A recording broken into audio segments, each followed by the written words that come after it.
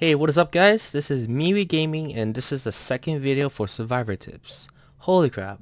It's been such a long time since my first one. If you haven't seen it or if you haven't seen the first one, then I strongly suggest you do that before you bash on me saying you already knew this or what is this. I'm just continuing from what I left off on my first video and trying to get some of here and there up to recently patch 1.04 or no 1.05, yeah. But if you haven't seen already, or just don't give a damn, then that's you. I can't do anything about it. But anyways, let's skip to the tip. Coming up on tip number 1, this should be a huge must-do when you are camped. You should spam the heck out of M1 as you can see me doing to that damn camping killer. Also, just for your information, you new or camping killers, you get no points standing there, or at most probably very very little. But let's just say if a survivor is wall hopping the shit out of a window, a building, or whatever it is, then I guess you can camp them. But I wouldn't recommend it. I would just recommend camping until the entity comes over. Then you just leave. That's when, like, if someone saves them, you know. And then if they get caught again, then it's easy kill, one kill, right? But also, unless the survivor is actually a good survivor and they're using the pallets, the windows, like it should be used, but you just suck, and you decide to camp them, then I mean, really, that's really your fault. I know you guys start somewhere, but still, that's not a good thing. Tip number 2, listen and look around, you selfless solo queuer. Unless you're just a dick, then you can't do much there. Anyways, I see a lot of occasions happening where survivors are minding their own business when a killer pops out of nowhere and then, for example, downs one and brings one to the hook, like the basement, also known as the sex dungeon, and the killer proceeds to go after someone since he, found him, and then, but you or the other person on the hand just seem to be standing there doing absolutely nothing. Like, you should be either saving the person or doing generator and screwing the guy that's hooked.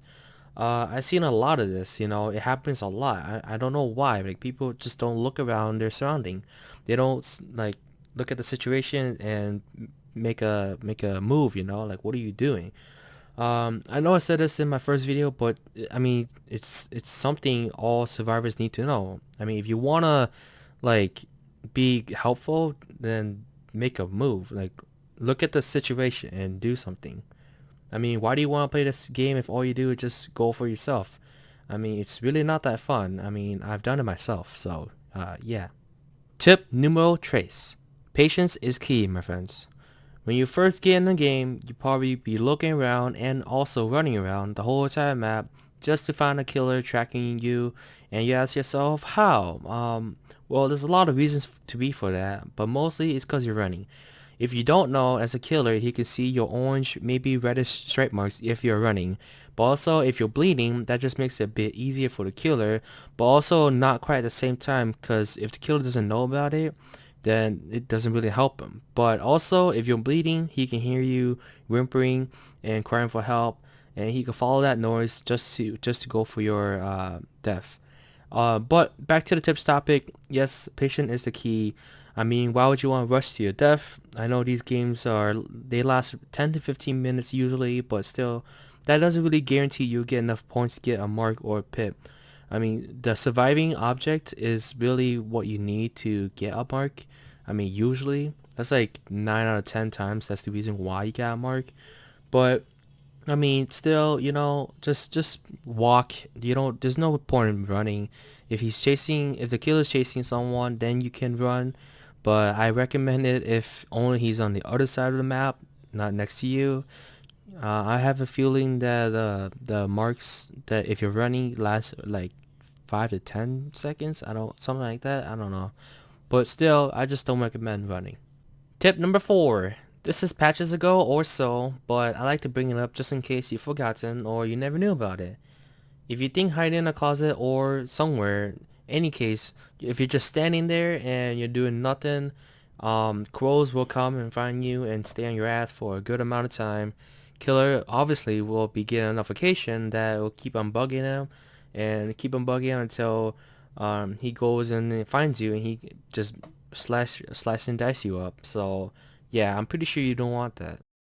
Tipperoni number 5. You cannot get boosted in this game whatsoever. I mean, seriously, what are you even doing if you're doing nothing in this game except roaming around? It's like either a running simulator for you and the killer just some reason hasn't found it yet, or it's a walking simulator for you and you're just doing nothing. Like, what the heck are you doing? You're wasting 10 to 15 minutes of your life playing this game for no reason, and then at the end of the game you get no points, so you gain nothing. So I recommend you do something. Tip number 6. Always try to predict what the killer would do as if you were the killer. My strategy I would use is walking and beginning very slowly to the objective you want, so like the generator or a hook. And once you reach the objective you're going for, you can either risk into the generator, or what I would do rather is wait for a sign of the killer. If you don't know where he is, then you can either just wait, keep on waiting, or you could go out and look for him. So but it doesn't really matter what you do. It's just you just try to find out where he is. But also there's a perk called Premonition. It comes in very handy here because it gives you a heads up of where the killer is in a certain distance before making another move. To use it, you have to use your camera, not the way your character is facing, but your camera angle. And also it's in a cone shape of 45 degree. So you really have to use it in a way you think he's gonna come from. So if you look at a direction and he's not there, but the moment you turn away from the right or to the left and he's there, he's probably in the middle or the right. So I recommend taking your time and looking around you. Tip number 7. Skill checks always will make a sound, so I recommend you turn up your volume to know when it comes up. If you don't know how the sound sounds like, it sounds like this. Tip number 8. There are 7 to 10 surface hooks that are able to be broken and sabotaged, and 4 hooks in the basement or dungeon that cannot be broken whatsoever. The amount of traps the trap spawns is about 7 traps, and all can be broken. Everything else depends on the add-ons, if the killer has, or if you do. Basically what I'm saying is 4 Jake perks or survivors with the perk Saboteur is how you win, easy peasy. Second to last tip, number 9. There is a way to identify which killer the player picked by looking at the hooks. Once you get in the game and you still haven't found out who the killer is, look for any hooks on the top surface and you should find who it is. A rope wrapped around the hooks is the trapper, and a hook wrapped in bandages and what looks to be antlers is on top of it is the wraith. A metal hook is Soden the hillbilly. Lastly, tip number 10. Knowing the map's area and its surrounding can give you a huge advantage and give the killer a good 2 to 3 minutes of chasing you and you not getting hit at all. I've seen a lot of great rank 1 players who know the map so well they go from pallet to pallet around the whole entire map, wasting the killer's time and just plays around with them the whole entire day. Bonus tip. At level 30 for any survivor, for example Jake Park, his most famous popular perk Saboteur is able to be taught to the other survivors, but it is also randomized. That is it for the 10 tips on how to survive in Dead by Daylight. Surely some of you already know this stuff and just want to know more, but these are the tips I know as a continue from what I had from first video. If you have any other tips willing to share, comment in the box below, and hopefully if you liked the video, then like and subscribe for more of these. And as always, thanks for watching.